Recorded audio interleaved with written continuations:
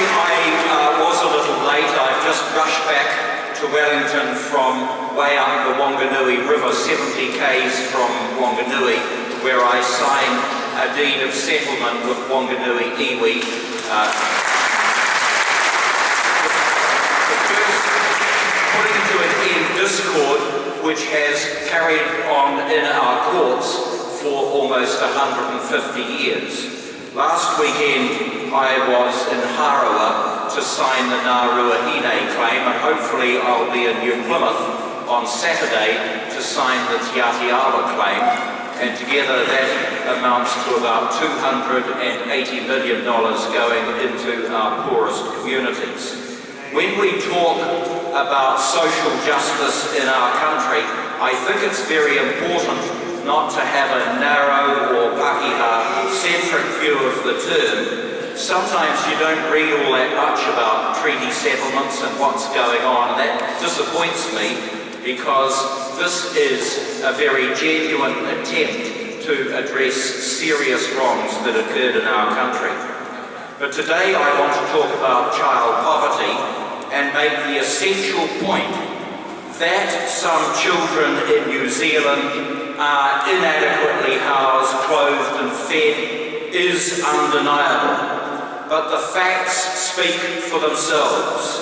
The facts say we are making progress in addressing the issue of child poverty.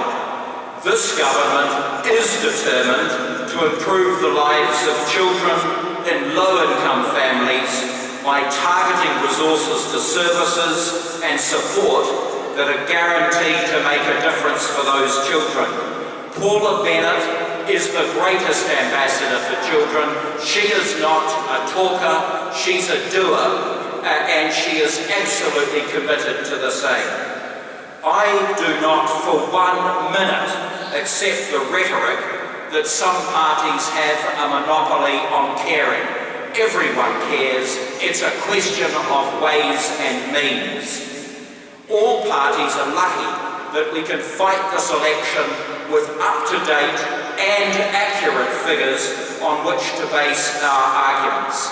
And the latest Household Incomes report of 8 July shows that child poverty has fallen 3%, that median household incomes rose 4% in real terms in the 2 years since July 2011, that there are 84,000 more jobs added to the New Zealand economy, that 8,500 sole parents have come off the benefit, and there are 30,000 fewer children in benefit-dependent households compared to 2 years ago. But that is not enough. There is more to be done, which is why what we have done is, through the last budget, commit nearly $500 million over 4 years in services and support for families. $171 million to boost the paid parental leave scheme. $90 million to enable GPs to offer free doctor's visits and prescriptions for children under the age of 13. An additional $150 million to help early childhood centres remain affordable. $33 million to help vulnerable children. $95 million in additional funding for social housing over the next 4 years. Let me tell you that a further 90,000 children and young people are going to get help with sore throat clinics.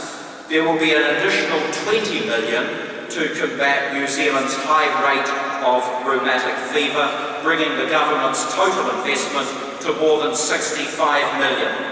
In 10 of our 20 district health boards, the 2-year-old Maori immunisation rate is now higher than the Pakeha immunisation rate.